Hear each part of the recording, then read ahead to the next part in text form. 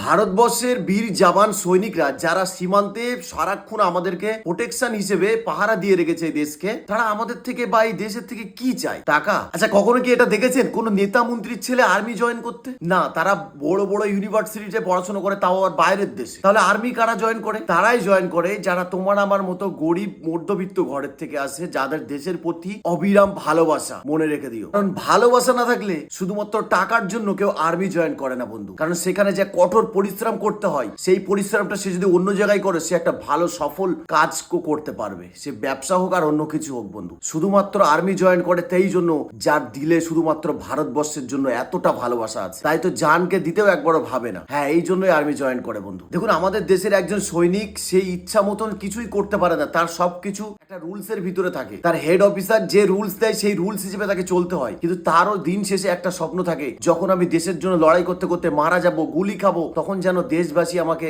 এতটুকু দরজা দেয় যে আমি দেশের জন্য শহীদ হয়েছি। আমাদের দেশের পতাকায় তাকে জড়িয়ে যখন নিয়ে আসবে, সেও হয়তো মরার পরেও সে তখন ভাবে যে হ্যাঁ, আমার স্বপ্নটা সফল হয়েছে। এই জন্যই আর্মি জয়েন করে বন্ধু। মনে রেখে তো, দেশের প্রতি তাদের অবিরাম ভালোবাসা, যার জন্য আর্মি জয়েন করে। কিন্তু আফসোসটা কি জানো তো বন্ধু, যে পেহেলগাঁও অ্যাটাক হওয়ার পরে যে সরকার অপারেশন সিন্দুর লঞ্চ করেছিল, সেখানে আমাদের 6 জন জওয়ান মারা গেছে। কিন্তু তুমি জানলে অবাক হবে, পার্লামেন্টে রক্ষামন্ত্রী রাজনাথ সিং এরকম বলেছিল, একটু করে দেখে।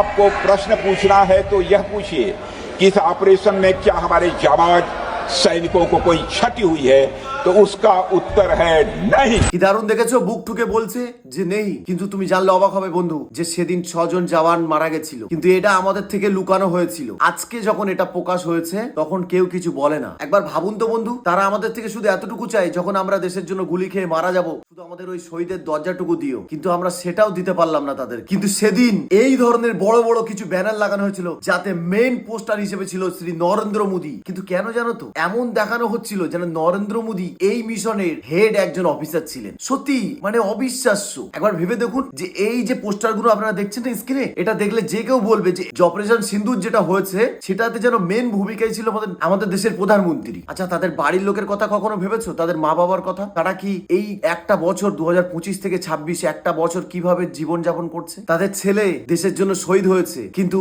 সরকার সেটা না করে দিল। সত্যি অবিশ্বাস্য। কিন্তু তুমি জানলে অবাক হবে বন্ধু, এই বিজেপি সরকার, নরেন্দ্র মোদী, যে পুলবামা অ্যাটাকের পরে আরডিএক্স কোথা থেকে এসেছে আজ পর্যন্ত খোঁজ লাগাতে পারেনি, কিন্তু সেই পুলবামায় শহীদদের যে শহীদ হয়েছে তাদের নামে ভোট চাইতেও একবারও বলে না। এত বড় নির্লজ্জ। একবার ভেবে দেখুন, এই ভিডিওটা একটু দেখে নিন। पुलवामा में जो वीर शहीद हुए, उन वीर शहीदों के नाम आपका वोट समर्पित हो सकता है क्या? কি দারুণ কথা, তাই না মোদিজি? আরে শহীদের নামে ভোট চাইছো? ছি ছি ছি ছি, লজ্জাও করে না? যারা শুধুমাত্র নিঃস্বার্থ ভাবে দেশের জন্য, দেশের ভালোবেসে দেশকে নিজেকে কুরবান করে দিয়েছে, আজকে তাদের নামে রাজনীতি করছো? লজ্জা করে না আপনার একবারও? সত্যি কথা কি বলুন তো, জানেন তো, যে গদির নেশায় এতটা পাগল হয়ে যাচ্ছেন, একদিন সেই গদি আপনাকে ছুঁড়ে ফেলে দেবে। মনে রেখে দেবেন। আমি এই জন্য প্রথম থেকেই বলেছি কিন্তু বন্ধু, শুধুমাত্র দোষ এই নেতা মন্ত্রীদের নয়, দোষ কিন্তু আমাদেরও, যারা এই ধরনের নেতা মন্ত্রীদেরকে ভোট দিয়ে গদিতে বসিয়ে রেখেছি বন্ধু। যারা শহীদদের নামে ভোট চায়, যারা শহীদদেরকে শহীদের দরজা দিতে জানে না, তারা কিসের নেতা মন্ত্রী? একবার ভাবুন তো। আরে কাদের জন্য